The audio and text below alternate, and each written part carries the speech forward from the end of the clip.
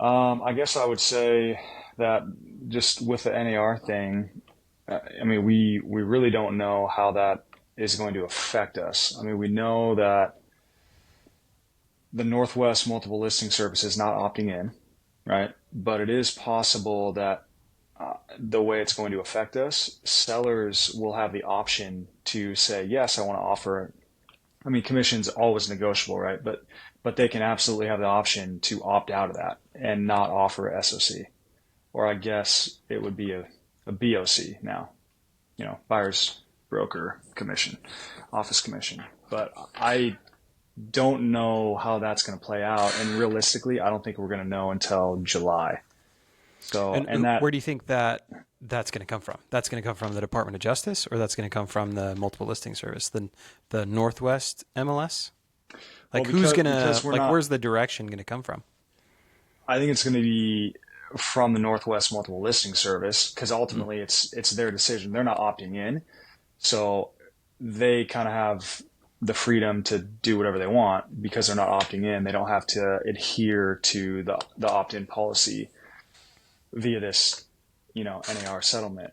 But I mean, yeah, it's all going to be affected by what happens from the Department of Justice, right? right. So the Northwest MLS, even though they're not directly tied in with the National Association of Realtors, I'm tracking that correctly, right? They still want to Yeah, be compliant at a federal level if the Department of Justice comes in and says, yeah, legally, this is yes, what it's supposed to look like.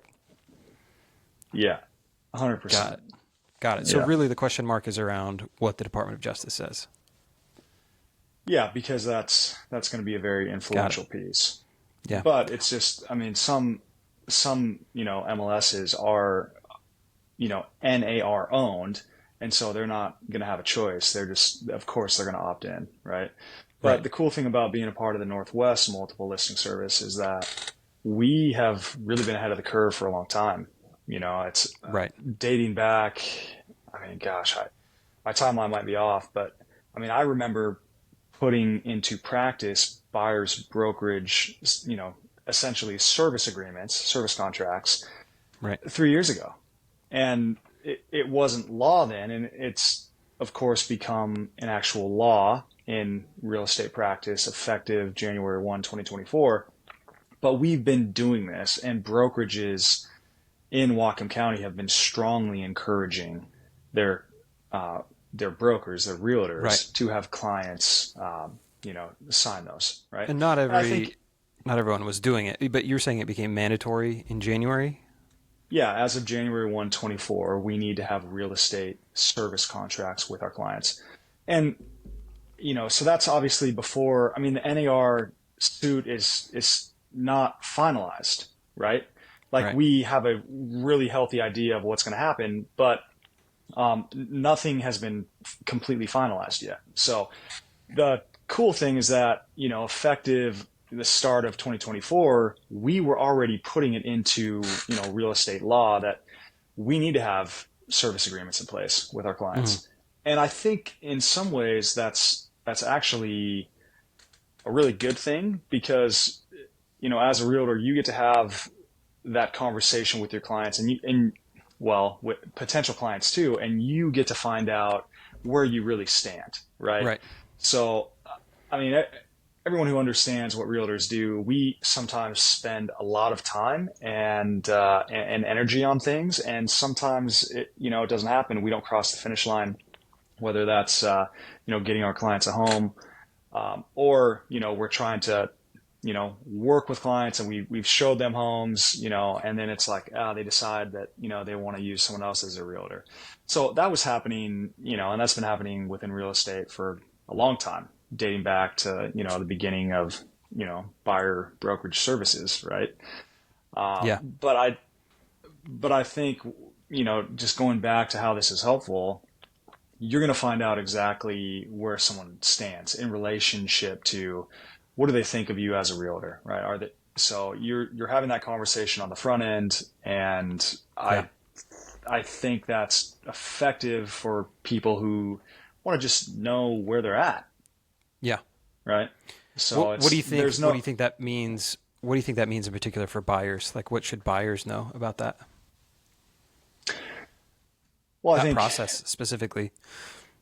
yeah. So I think number one, they need to know that it is real estate law that we need to have these real estate service contracts in place, and we have them for sellers and we have them for buyers. So number one, I mean, we need to be following the letter of the law, right? Hmm.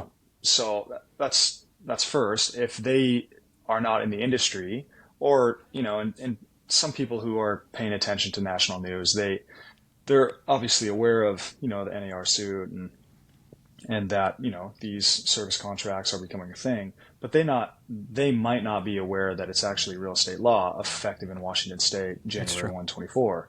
So I Right. think that's where you start, and then as you're explaining new real estate law, conversation naturally evolves to, okay, well, what does this mean, right? And I, Hmm. and I think a helpful way to look at it is that you're saying up front that I'm committed to working with you. You're committed to working with me, and Yeah. we're in this together. And I'm gonna take my job really seriously. Right. It's a And professional arrangement, professional agreement, which it should be. It's not just somebody that's like, "Hey, will you open this door for me?" Like, no, I'm agreeing to represent you on a professional level, and here's a professional step in that process. That is, oh, by the way, a yeah, now legal process. yeah, and I think it's just kind of funny how it's like, in some ways, why were we not doing this years ago, right? Because I can't speak for every profession, but in a lot of other professional spheres, you're having these professional contracts, right, and agreements, and everything is spelled out, from A to Z. And so in real estate, it's like we kind of played fast and loose with that, and now everything's being spelled out on the front end. And I think that transparency is going to be healthy for our industry. So personally, I'm a fan I of would it. I agree. know some realtors are not, but I think if you're honest, like you have integrity, you work hard, you take your job seriously. I don't think there's anything bad with the transparency that comes with this, Hmm. right? Yeah. And I think you're finding out, again, getting back to the whole timeline thing, because ultimately time is important, right? I mean, you have three kiddos, I have two, and one on the way. So time is a very, very valuable, Yep. And thing for fleeting. me. And Yeah. Don't yes, have enough of it. yes, Sure. yeah, we don't. So it's just that's important, and you want to know where you stand with people, and you get that answer relatively quickly. And if people are like, yeah, I'm still, I'm interviewing brokers, it's like, hey, great, and I think from our perspective, a realtor's perspective, it's like, yeah, if you are feeling uncomfortable with just working with the first person that you have contact with, great. I would say, yeah, interview brokers and find the best fit, because not everyone is going to connect with me on the same level, right? Some Sure. people, it's like peanut butter and jelly, right? It's perfect. Others, it might not fit exactly like that, right? And Yeah. if that's the case, then they're obviously going to make a great connection with another realtor out there. And it's really just a matter of, are they spending the time and energy to interview other brokers? And if they are, they might find someone that they connect with on a better level, right? Yeah, I So, think and it's a I think it's an educational piece too, because there are examples that I've seen and heard where buyers just didn't understand that, maybe how realtors operate or how they work or how they get paid, and they would walk into an open house and then that realtor's like, "You like it? Let's write it up," and their buyer's agent who yeah, showed them 10 other yeah, homes is going like, "Wait, what?" I get a purchase yeah, contract with some other agent on it, and I'm like, guys, what yeah, happened? Like, oh, we walked in and they wrote it up. It creates this tension on the back end because we didn't have that conversation on the front end of like, here is my actual role. Okay, yep, it may feel uncomfortable, which I feel like maybe that's the pushback in the industry is that it feels uncomfortable. So realtors are like, I don't want to force somebody to do something. But you're exactly right. Have the conversation. Tell them, hey, if you're not ready to commit to this, hmm, if we're not PB and J, then talk to other people. And it's a confidence thing, it's a professionalism thing. So and I have to agree with you. I think you're yeah, right that I think everybody gets better. I think realtors get better. I think clients get better service. I think there's more clarity, more transparency, and I think overall everybody kind of levels up. But it's just a little bit of a growing pains, maybe is the right word. Yeah, I mean, and that's kind of like anything, right? It's if your aim is to be a better version, right, and whatever that is, right? You fill in the blank. There's going to be growing pains that come with that. But if you take that seriously, and you're taking, whatever those next steps are to do that, yeah, the outcome is there's more professionalism. Education is there's more clarity there, so people understand what they're getting in terms of, okay, you represent me. What does that look like? And Mm, I think that's a beautiful thing for our industry. yeah. So Well, and yeah, we just yeah, go got, ahead. kind of to shift gears to there's the representation piece, the compensation piece also goes with it. But we actually just got today, I think the last domino to fall was VA, and VA officially came out and said uh, VA buyers can pay their buyer's agent, so they reversed their language, and they said that it can also, if the seller pays it, it's not considered concession. So two big major hurdles. So then now everybody, all of the major government in, FHA, VA, USDA, Fannie, Freddie have all said it's not considered seller concessions if that's how it works. So there's no there's no Hmm. roadblock there. And then now we're saying this also is where it was once not allowed for the VA buyer to actually pay it if they needed to. That has been removed too. So I think that was the last roadblock in terms of the financing side of things. I think it's just a matter of figuring out now how it actually plays out. And are we really going to see sellers who like, I don't want to pay a buyer's agent? That seems like a bad idea. I Yeah, I think we will, because people are always. I mean, it's the classic phrase, right? How can I save money? And yeah, so one thing that sellers need to be aware of, if they're, let's just say, like generic, just basic house, $500,000, right? That's what all the sold comps are showing. But the first question that the realtor of the seller should be asking, one of the first questions is, okay, so I want to point something out. We see that for comp A, we they're offering SOC. Comp B is the same. Comp C is the same, right? So you're saying you don't want to offer Uh, SOC. That's great. You have the choice to do that. But just know that, if this is a $500,000 house in Whatcom County, that's kind of an entry level home. Is the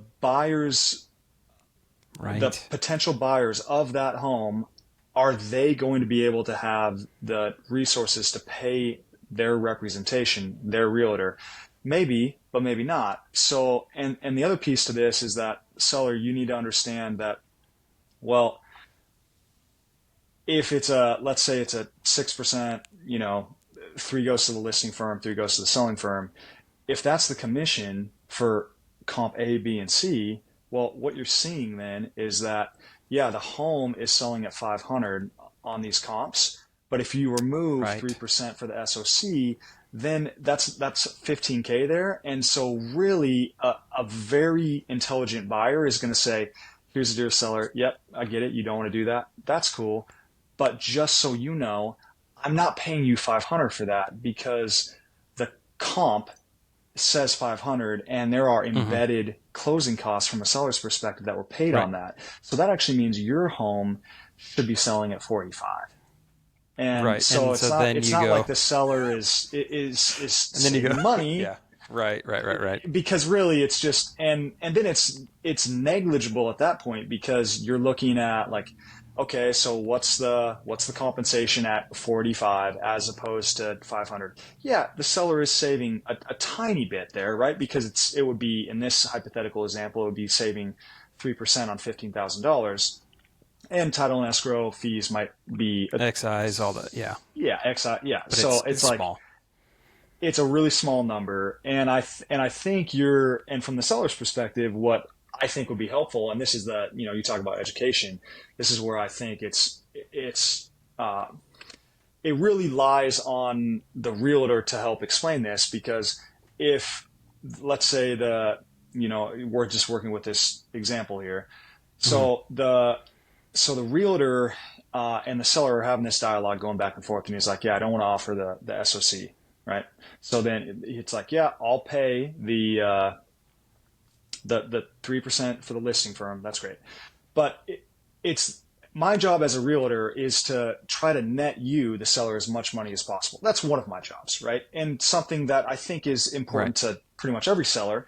So if I'm trying to convey that, like, no, this is not about me, right? Let's worry about how much I can sell your house for, because ultimately, the higher that number is, the more money you're going to net and walk away with, so that you can go on to step two of your plan, whether that's buy another home or whether move out Sure. of Which state is and what whatever. every seller What? Yeah, wants, right? sure, yeah. So I want as many buyers from the buyer inventory pool to come to the table as possible, because if there's no SOC or buying office commission, if there is none of that that's offered, maybe you would have, 5, 6 buyers that would love that home. Like, if the product's good, price is good, presentation's good, promotion's Right. good, right? All that stuff's good. Maybe you have 6 people that really want that home. And as you know, I mean, it's happened just a couple of years ago, right? COVID, it's like you have multiple buyers and I'll pay this, that. And Right. so Right. that Right. Right. escalation happens, and that's just more money in the seller's pocket ultimately. If you remove, let's say, 5 of those buyers, and one of them has the means to actually pay their realtor the SOC, or the buying uh, Right. brokerage office commission, right? Mhm. If you only have one of those, now seller, you're going to be stuck with just that buyer. And if the buyer says, you know what, I'm not paying 500, I'm paying 485, or you know what, I'm not even paying 485, I want to pay 475, and the property is just sitting on the market, Right. the longer it sits, that's not an advantageous position to be in for the Right. seller. So it's really about what can we do Right. to, and so there's a couple things, right? So it's promotion, right? So, and every good realtor is doing that, right? It's Mhm. we're all promoting well. But then it's price. So is it listed where it should be listed? If it's too high, that ultimately could hurt you in the end. If it's too low, yeah, you may get an offer, on day two, but maybe you left a little on the table. So we want to be right at that sweet spot. So that's the Sure. other thing. So that's Sure. price, right? So Pricing, right? promotion, Yep. price, and then product. And you have one chance to show the product to the world. And if that does not go well, guess what happens? You said, It and you hurts get you, less. and Yeah. you will get less than you were expecting and Yeah. certainly hoping for. Yeah. So of all those things, yeah, they matter, but it's also, how can I bring as many potential buyers to the table, Right. because that competition also just does crazy things to our minds, like to our brain, endorphin Oh yeah. wise, where it's like, Oh yeah. now I'm in a battle and I'm competitive and I'm going to get it. No, I want I to win. lost the first two. I'm Yeah. not losing this one. Right. And it's not. It's the flip side, right? Because we always talk about that with buyers of like, hey, yes, you may have some negotiating power now, but if there, all it takes is one. It takes one more buyer. As soon as there's 2 people interested, all your negotiating power goes out the window. So if you think, I mean, it's a great lens to look through, because you flip it right now, Mr. and Mrs. Seller. If you eliminate just one buyer, you've totally thrown yourself into a different process, right? Because now it's, maybe you only have one, and if you look through that lens, like, maybe you're going to lose 10 buyers. No, if you lose one, all it takes is losing one potential buyer. You've totally lost any shot that you may have at getting the best price for your home. Yeah, that's so well said. And it's obviously, it only takes one buyer, right? Two Mm-hmm. people aren't buying the home, just one. But if you only have one buyer, that buyer ultimately does have some Mm-hmm. leverage, because if they Right. say no, what are you going to do? You're just going to sit on market, Exactly. and then you're going to do a price Yep. drop because you're trying to get ahead of all the other homes that are going to be coming on, that are going to be new and fresh. And that's kind of what our society preaches. It's like, oh, what's the latest and greatest thing? Oh, it's that home right there that just came on, right? And then you're kind of left, so that's why price reductions happen, because the market is telling you what your home is worth. And as realtors, if we're not paying attention to that, that will ultimately hurt sellers in the long run. And again, getting back to that whole educational piece of this, it's explaining to your client, the seller, that if you're not offering that SOC, it could be hurtful. Now, ultimately, seller, it's your decision, whatever you want to do. Hmm. There's pathway A, you can go B, C, D, right? And here's what I see happening real time, because I do this every day for a living, right? Here's what I see happening with A, B, C, and D. You want to talk about it? You have questions? Let's do that. Yeah. Take some time to sleep on it, and we can Yeah. talk about it further. But just know that there are pros and cons for going every which direction. And I think if you're informed, that knowledge is power, and that helps you arrive at a decision that can be more well thought out. And ultimately, if you have more Right. data available, I think you're going to make a better decision. Or at least in theory, you have a chance to make a better decision Yeah. for seller, you, and your family.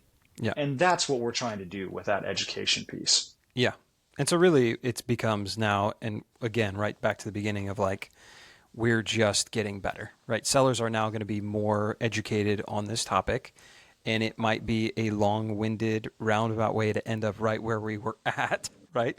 It's just a more complicated way to be exactly where we're at because, hey, look, when we actually outline it for you, but now you've got a seller who's more educated and can make a better decision. There might be some nuance in it, right? There might be, maybe it's like ultimately commissions in general move lower. Maybe they move higher. I don't know. The market Yeah. ultimately will determine that. Or if the DOJ comes out and thinks that they need to cap it or, set a flat commission Yeah. rate, or who knows, right? I don't know. Yeah. No, it's all speculation at this point because we don't have any finalization. But so I guess maybe it feels a little exhaustive because everybody's, it seems like this big shift in the thing. And you're like, well, really, we're having the same conversation. We're explaining the same thing. This is how the market has always done it. This is how things have always Mm-hmm. been. Sellers could have always chosen to not offer it. Sure, maybe there was some poor language used in specific markets, and now there's Sure. a Yeah. lawsuit and blah blah blah blah blah. Right, but ultimately, positioning yourself, explaining how you market, explaining the value in having a realtor and the value of paying representation puts us right back in the same place. And I think through the process, at least the only Yeah. thing we can glean from it is like, hey, everybody's going to know more, and hopefully it's a better process across the board for buyers and sellers. Yeah, and I think one other thing it's probably pretty important to talk about, especially in as it pertains to Washington State and Whatcom County, right? That's where we both practice a lot. But I would say that so with the NAR suit, they're trying to get the not just the elimination of offering like SOCs, but they don't want that published, right? So right now, currently, Washington State, Whatcom County, right, we are publishing SOCs. So, and what that means for anyone that's listening to this is it means what is the realtor that represents the buyer? What is their compensation? And it's got that right on the purchase and sale agreement. We, when I say we, it has nothing to do with me ultimately, right? But the Northwest Multiple Listing Service feels that that transparency is good for our industry. It used to not be there, which means Right. that the SOC could be whatever, and people could be working on agreements behind closed doors, and you, the buyer, would never know what your realtor is getting paid unless you're having that conversation, which that's unlikely to happen, right? Mm-hmm. Now, if we were to adopt the NAR lawsuit, we would be eliminating that again so that buyers would not know what we're getting paid. Now, it's kind of weird because with the real estate service contracts, we're working out what compensation is going to be on there. And then so it's not going to be on the purchase and sale agreement. So it's kind of okay, so we're saying it here, and then we're not saying it on the purchase and sale. So it's weird, and that's why Oh, I so it's think going to I'm go proud. backwards. It's going to come back off of the purchase and It sale. well, One that's one of the potential. things that's potentially that for all the people that opt in to this NAR lawsuit, they want that to be removed from purchase and sale agreements. So the Hmm. interesting thing is that buyers, when they sign those real estate service agreements with their representation, their realtor, their agent, there's a portion where compensation is discussed on that, and that will be filled out. But then it's like I kind of feel like we're going backwards if we're going to not disclose what the compensation is for the selling office Yeah. firm on the purchase and sale agreement. So, Interesting. and why I'm proud to be a part of the Northwest Multiple Listing Service is that we are saying, no, we want to be fully transparent. We want that on the purchase and sale agreement. Right. Plus, it's on the real estate service contracts that we sign with our clients. So it's another way to say, look, we're not hiding anything. It's all right here. Everyone can see it. Right. We've had the conversation. Everybody's in the loop. We're not trying to pull a fast one, right? And Yeah. maybe that's like a buyer or seller's biggest fear would be like somehow they were getting cheated or scammed, right? But Yeah. that's And not the case, right? that's, You're dealing with professionals, and maybe that's happened in the past, but in general, and that might be the spirit behind all of this. If you peel away all of the, I don't know, opportunism from some lawyers, I think is like hopefully greater transparency. But yeah, you never know. We're yeah, kind of just taking it and run with it and doing the best we can for clients that we serve. yeah, yeah. So, yeah, I mean, I'm not sure. I mean, obviously I'm pretty long-winded. So I'm not sure that I could really add much to beyond what I've said. It's Yeah, just, I'm excited to be a part of the Northwest Multiple because I think they're moving in a direction that offers that education piece, transparency piece, and professionalism. And yep, I just, what makes me proud about that is that I don't, when I got into the business in like 2017 or whenever it was, I didn't want to be a realtor. This is never something that I had a dream of doing, right? It's just, I kind of felt led to go into this. And hmm one of the reasons why I didn't want anything to do with this is because I thought realtors were sleazy and they're like car salesmen. And so yeah, I wanted nothing to be, I wanted nothing to do with that. hmm And it's funny how, we could say how God works in mysterious ways. Um, or just how things happen in life. But I can say that, the direction that the Northwest Multiple is going, I think is going to eliminate some of that feel where it's like, oh, I don't trust my realtor, but it's like sure. you're going to be able to do that because these conversations, are That's good. happening via the service Yeah, contracts. So elevating yeah, so professionalism across the board, and hopefully that creates systematic change is kind of what I'm hearing you say. Like there's clearly stigma, I think, and you see a lot of that come to the surface, this visceral response, not visceral, that's a little intense, but this instant response, the media picks up on it like realtors paid too much. People are like, yeah, and they don't even know why. They're just like, yeah, and you're like, I think it's important to understand that response that's happening, being in the industry and yeah, saying, okay, this is real, right? You go on the forums and you read what people are saying, like, whoa, we need to do better. Here's a great opportunity to do that. There's a ton of yeah, chaos, there's a ton of uncertainty, but let's use it, like you're saying, being in a place where they're already elevating the professionalism, let's use it to elevate professionalism. Let's all get better. Let's do better for our clients and then bring the industry higher because, sir, a rising tide yeah. lifts all I love to ships. say Yeah. that. Yeah, Rising yeah, tide lifts all ships. So yeah, everybody, hopefully everybody yeah, gets better. The bar, will be lifted, and I think it's a win once we get through maybe some of the uncertainty, and then it'll be yeah. business as usual or Yeah, better. and that's the scary thing is that it's just the uncertainty. It's not knowing how things are going to look exactly when we come out the other side of that. And I think that's why some realtors are, I don't know if scared is the right word, but they're just, that uncertainty makes people feel a little uneasy, maybe is a better word. hmm Uh, and like I get it. Yeah, I think as human beings we don't like change, and I Sure. think when change is coming and we don't really have a say about it, it's different if it's change on our terms. But if it's change and we're like, I don't want things to change, or Right. then it's like, yeah, that's uncomfortable. But I think that life gives us opportunities.